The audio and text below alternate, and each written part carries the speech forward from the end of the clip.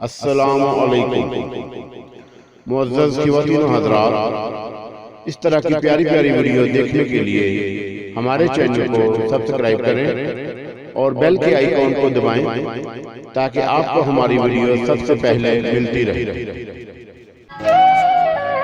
ایک بیوقوف دیہاتی اور چار ٹھگ۔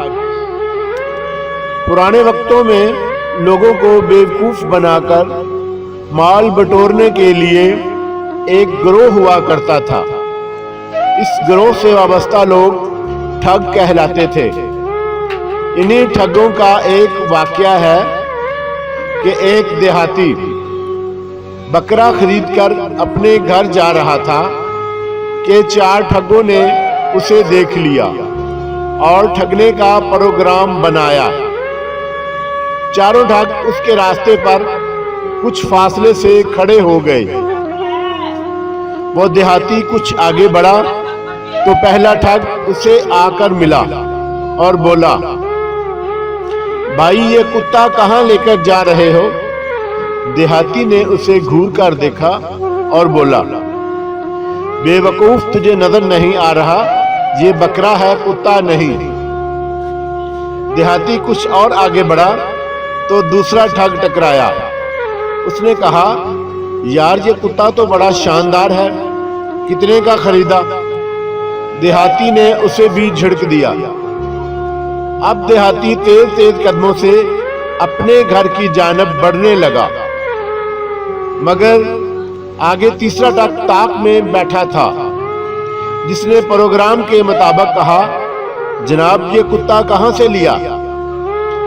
اب دیہاتی تشویش میں مبتلا ہو گیا کہ کہیں واقعہ ہی یہ کتا تو نہیں۔ اسی شش و پنج میں مبتلا وہ باقی ماندہ راستہ کاٹنے لگا۔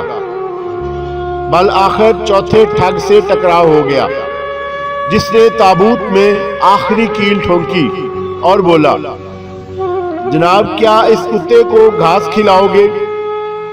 اب تو دیہاتی کے اوزان خطا ہو گئے اور اس کا شک یقین میں بدل گیا کہ یہ واقعی کتا ہے۔ وہ اس بکرے کو چھوڑ کر بھاگ کھڑا ہوا۔ یوں ان چاروں ٹھگوں نے بکرا ٹھگ لیا۔ آج ہمارا معاشرہ بھی دوسری نوعیت کے ٹھگوں کی یلغار میں ہے۔ یہ ٹھگ دراصل ہمارے ایمان کے ٹھگ ہیں۔ یہ نہیں چاہتے کہ لوگ سچائی کی راہ پر چلیں۔ یہ ایمانداری کے خلاف اتنی دلیلیں دیتے ہیں کہ ایک ایماندار شخص مصلحت پسندی کا شکار ہو جاتا ہے۔ یہ ناجائز منافع خوری کو حق ثابت کر کے دوسرے لوگوں کو بھی اس کبھی فعل پر مجبور کرتے ہیں۔ یہ عبادات کو رسومات بنا کر لوگوں کو خدا سے دور کرتے ہیں۔ یہ نکاح کو زنا کے مترادف قرار دے کر خاندانی نظام کو ختم کرنے کے درپے ہیں۔ یہ ہوس کو محبت کا نام دے کر نوجوان نسل کو گمراہ کرتے ہیں۔ یہ مذہب کو کلچر سے تعبیر دے کر لوگوں کو اس سے متنفر کرتے ہیں۔ غرض یہ ٹھگ اس جدید دنیا کے ماڈرن شیاطین ہیں۔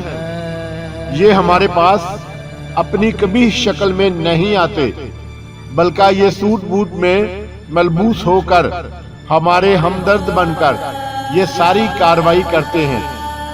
اس پوری صورتحال سے بچنے کے لیے ایک صالح مومن کو دو تدابیر اختیار کرنی ہیں۔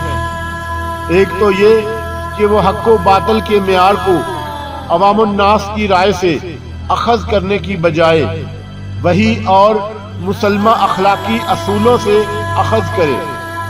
دوسرا یہ کہ وہ ان شیاطینوں کو پہچانے اور ان کی باتوں کو اہمیت نہ دے، ورنہ اس کا حشر اس دیہاتی کی طرح ہوگا جو بکرے کو کتا سمجھ بیٹھا تھا۔ جزاک اللہ خیر۔